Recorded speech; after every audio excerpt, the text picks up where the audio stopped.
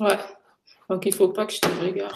Bonjour Marguerite, j'espère que tu vas bien. En tout cas, c'est avec plaisir que je t'accueille ici à l'École de la Conscience pour que tu puisses d'une part te présenter parce que tu es intervenante à l'École de la Conscience depuis plusieurs années maintenant.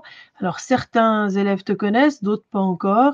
Et puis surtout, j'aimerais bien que tu puisses présenter le nouvel atelier que tu vas proposer là tout prochainement, le 20 et 21 juin, en ligne, qui permettra aussi à nos amis du Québec, de France, de Belgique, qui réclament de pouvoir aussi profiter de toute ta créativité, tes connaissances, eh ben, ça pourra leur permettre de te connaître et de pouvoir aussi participer une fois à un de tes ateliers. Donc, je te laisse démarrer. Tu nous as préparé un petit diaporama. Oui. Je vais te le mettre en route, voilà. Et puis, je te laisse démarrer. Je me permettrai, si tu es d'accord, de te poser de temps à autre une autre question.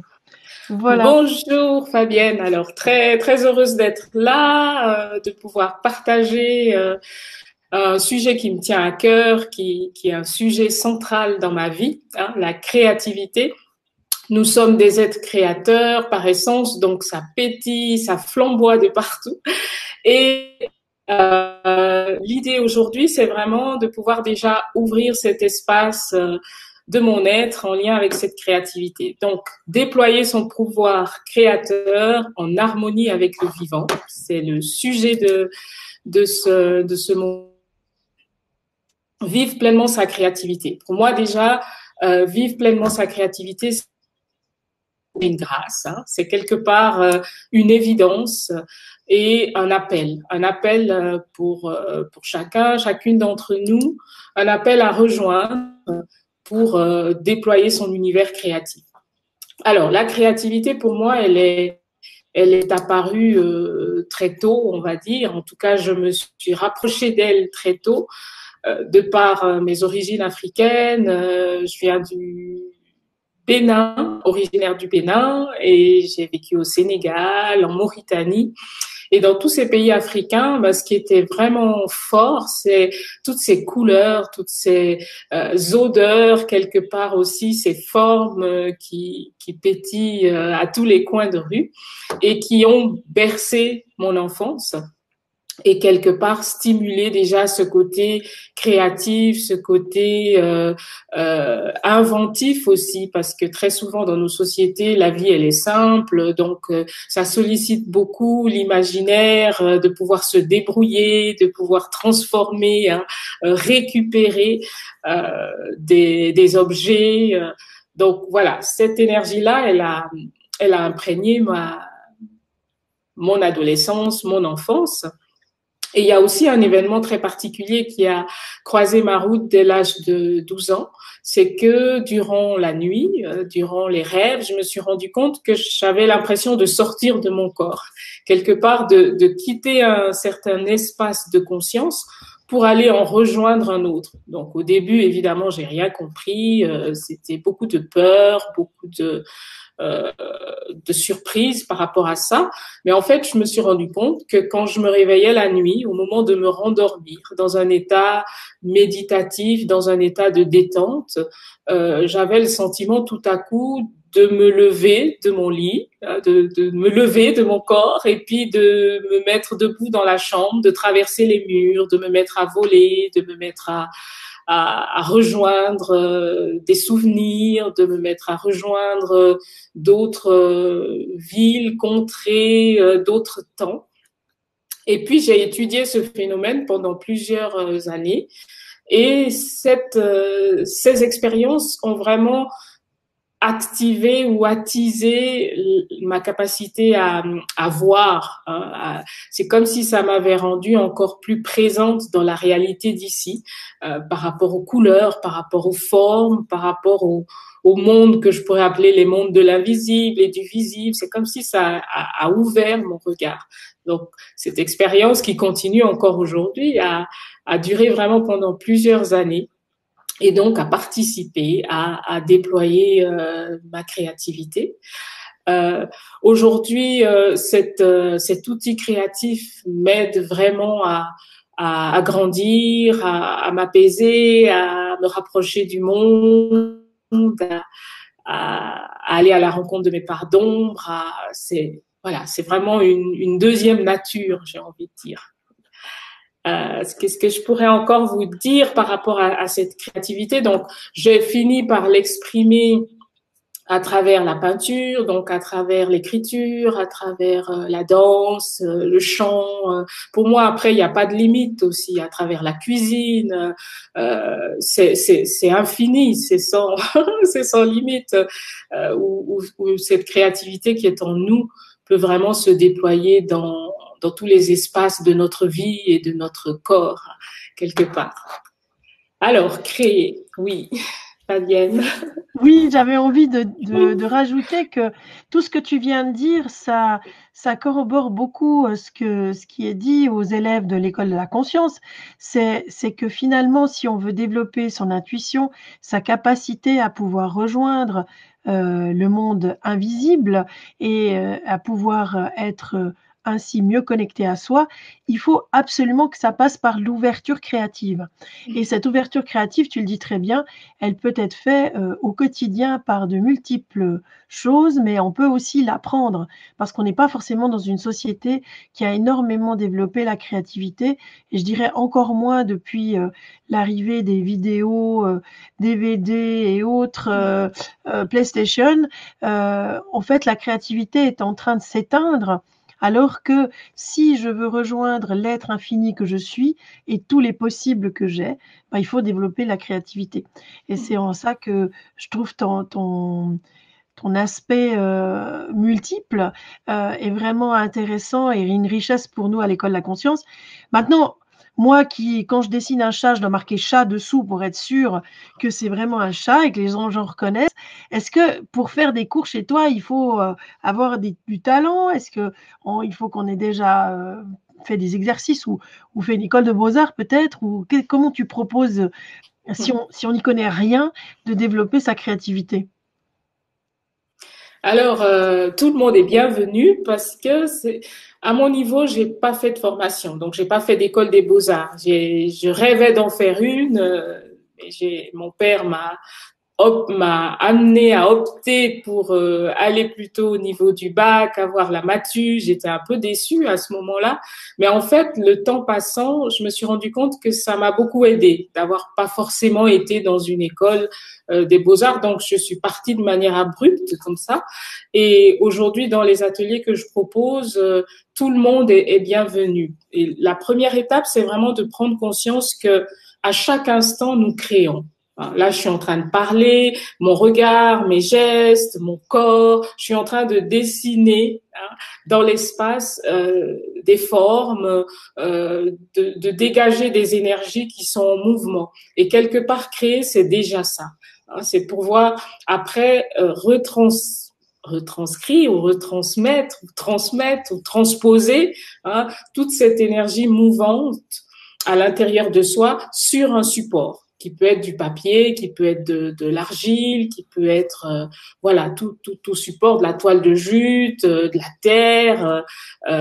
Donc voilà, il est vraiment chacune est déjà prêt tel qu'il est à pouvoir faire émerger des éléments Par exemple, créatifs. ce que tu proposes de faire le 20 et 21 juin prochain en ligne, ça va être quoi exactement? À quoi ça va pouvoir nous servir dans Alors, cette expansion de créativité?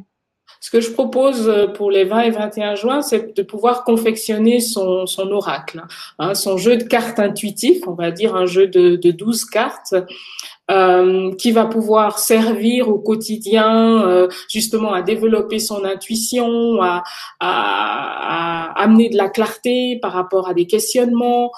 Donc un jeu de cartes qui va être au départ, qui va rejoindre une intention en lien avec le jeu de cartes. Puis après, vous pourrez choisir différents supports pour pouvoir créer ce jeu de cartes et amener soit des symboles, soit du dessin, de la peinture.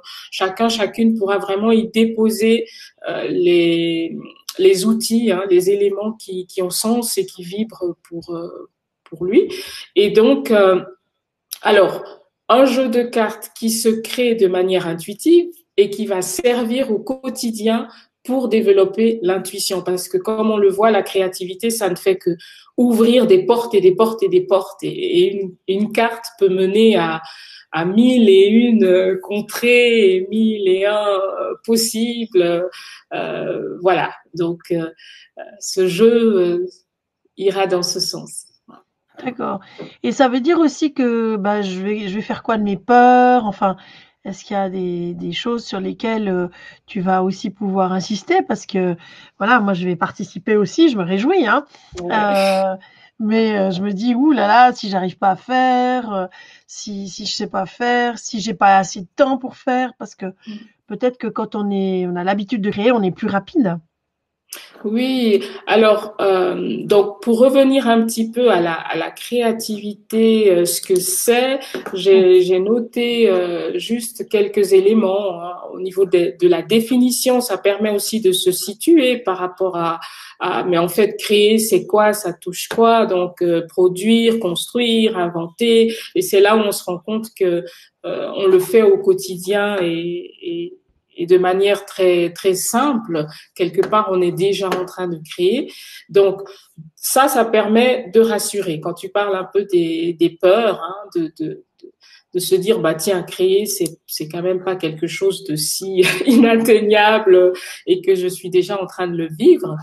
Euh, Au niveau des peurs, qu'est-ce qui limite ma créativité? C'est vrai que souvent on peut se dire bah tiens, alors moi si je pense à mon expérience, le fait d'avoir le support vide, blanc, de commencer, de me dire mais tiens, par où je vais commencer, euh, comment va se déployer ce que j'ai envie de faire, ça peut être un moment très très paniquant, de pas savoir où aller.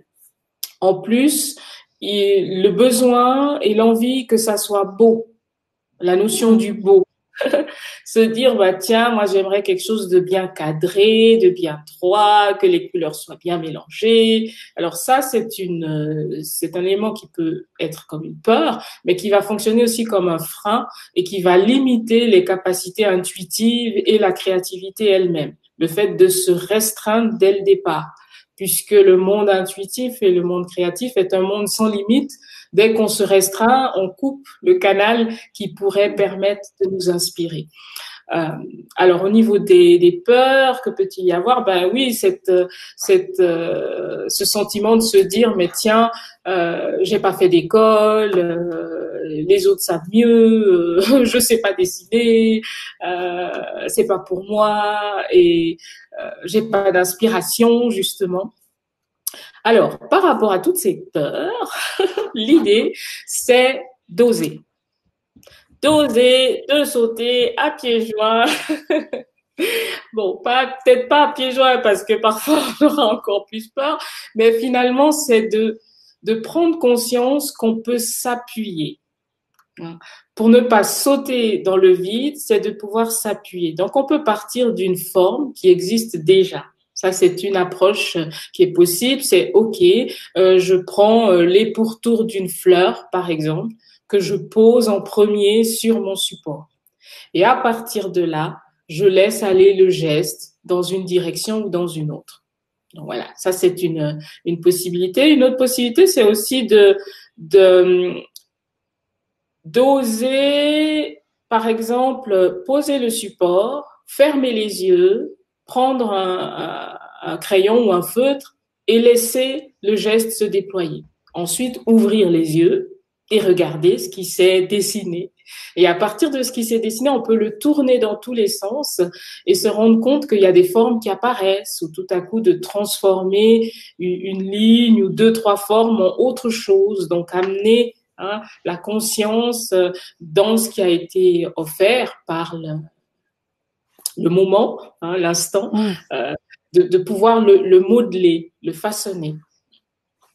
Voilà ce qui me vient. Donc, il y a aussi avancer pas à pas et puis prendre aussi chaque obstacle et chaque peur comme étant une énergie, une matière à modeler. Dire, OK, j'ai peur, j'ai peur d'y aller, ah ben, je dessine cette peur. Je pose Super. cette peur.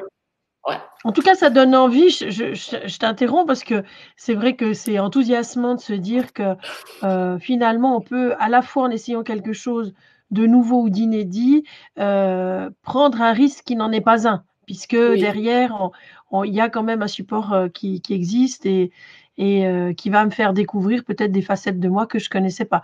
En même temps, j'ai l'impression que c'est aussi un travail d'introversion et un Mhm. travail sur soi, hein, quelque part, hein, quand on fait un oracle ou quand on se met à utiliser sa créativité. Oui, tout à fait, hein, ça va toucher justement. C'est un travail de connaissance de soi qui touche, ça demande de la patience, ça demande de la présence, d'être conscient à ce qu'on fait. Moi, je me souviens souvent, je dessine, je pose le tableau devant moi et comme une méditation, je l'observe pendant des minutes et des minutes. Et puis tout à coup, je vois les formes se poursuivre, je vois des couleurs apparaître. C'est comme si le tableau se mettait à dialoguer avec moi.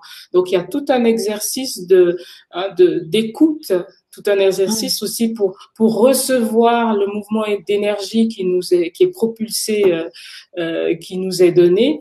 Et puis, il y a plusieurs toiles, par exemple celle qui est derrière moi, qui a été réalisée sur plusieurs années. Donc, je Mm. crois qu'elle a plus de 10 ans, hein, où j'ai d'abord fait un dessin, j'étais satisfaite, je l'ai exposé, puis après je l'ai reprise et j'ai encore travaillé et ainsi de suite et ainsi de suite. Et c'est là où on se rend compte que c'est sans fin. Hein. Et Mm. donc, ce travail d'introspection et puis aussi des moments où quand j'ai peint quelque chose, tout à coup, je sens qu'il n'y a pas d'équilibre, il manque une harmonie, ça résonne, hein, comme si ça résonnait pas avec mon intérieur. Et en même temps, c'est une partie de moi que je viens de projeter devant moi. Et donc, un chemin d'amour de soi-même aussi, un chemin de guérison, parce que de reprendre la forme, de l'adoucir, de l'harmoniser, c'est comme se reprendre soi-même et s'adoucir et s'harmoniser. Voilà, c'est vraiment. Ok, ben, merci. Peut-être en guise de petits mots de la fin, s'il y a encore deux, trois choses importantes que les personnes qui t'écouteront doivent savoir en perspective de ce stage à venir, raconte-nous. Alors, par rapport à ce stage sur les cartes et tout, Oui, euh, alors, je suis en train de me dire, plus on se prépare et parfois plus on se stresse. faut avoir Et envie. Peut-être on peut mettre une image à l'heure des cartes enfin, qui n'est pas celle-là que les gens réaliseront, mais où on peut voir différents aspects. C'était le dessin que oui. voilà, que tu m'as fait parvenir avec différentes cartes. Ça aurait un peu, ça pourrait avoir cet aspect-là, en fait, c'est ça? Alors, ça pourrait avoir cet aspect-là, tout en sachant que, ben justement, je disais, préparation, on peut stresser plus parce que le mental peut se mettre à trop se préparer. Finalement, ce qu'on va essayer de capter, c'est la magie dans l'instant. Hein, Mhm. d'essayer d'aller vraiment dans le moment et de pouvoir se laisser guider justement par cette intuition. Euh, Oui, alors là, il y a quelques exemples. Mais ce sont des tableaux qui ont été travaillés sur oui, plusieurs fois. Hein. Mais effectivement. Ouais. les cartes pourront être reprises après. Une fois que vous aurez Mhm. vos cartes, vous pourrez les continuer de les travailler. Et vous pourriez aussi associer du collage, des mots. Hein, il y aura différentes options possibles par D'accord. rapport à ça. Tout un Voilà. programme. Et peut-être en dernier lieu, si tu peux bah, nous expliquer un peu les activités que tu proposes et où tu te situes géographiquement, ce que voilà, qui tu es en deux mots là pour finir dans les 20 minutes qu'on s'est réservées. Oui, alors en deux mots, donc je suis thérapeute hein, parallèlement à toute cette fibre créative, mais être thérapeute, c'est être créateur aussi à plein temps à travers la thérapie. Donc, je propose la thérapie par la voix, par les sons. Et puis, c'est vrai que toute cette créativité qui va dans tous les sens, et pour moi, c'est vraiment le travail, enfin, le chemin de pouvoir euh, la poser, hein, vu qu'elle explose de partout. Donc, ce que j'ai imaginé, c'est créer une approche que j'appelle être créatif pour un petit peu réunir toutes ces envies, toutes ces attirances créatives, et ça a donné lieu à plusieurs types d'ateliers. Donc, des ateliers de peinture, ateliers de rites et rituels, ateliers de voix et percussions spontanées, de mouvements conscients, de danse, d'écriture intuitive aussi. Et puis, avec toujours cette idée de relier ça également au vivant, hein, au monde du vivant, les animaux, les végétaux, qui sont une source d'inspiration pour la créativité aussi énorme, hein, que de pouvoir les observer. Donc, vous découvrez tout ça sur mon site internet. Il y a les coordonnées là, www.margueritelaleye.ch. Donc là, vous aurez la possibilité de voir un petit peu toutes ces branches créatives. Voilà. Ok. Eh ben, écoute, un tout grand merci en tout cas pour cette interview et pour tous les Merci. éléments que tu nous as donnés. Moi, j'invite toutes les personnes intéressées à aller sous l'école de la conscience. Le stage est déjà mis en ligne. Il se déroule donc le 20 et 21 juin prochain. Et puis, pour les autres personnes qui ne pourraient pas participer à ce stage-là en ligne, vous avez la possibilité d'aller suivre un stage en présentiel ou en vrai, celui-là ou un autre, auprès de Marguerite qui est dans la région de Fribourg. Oui, de Voilà, Fribourg. c'est ça. Salut Marguerite, merci beaucoup et Salut, puis à merci. bientôt. À Allez, bientôt. Ciao, ciao. ciao. Merci.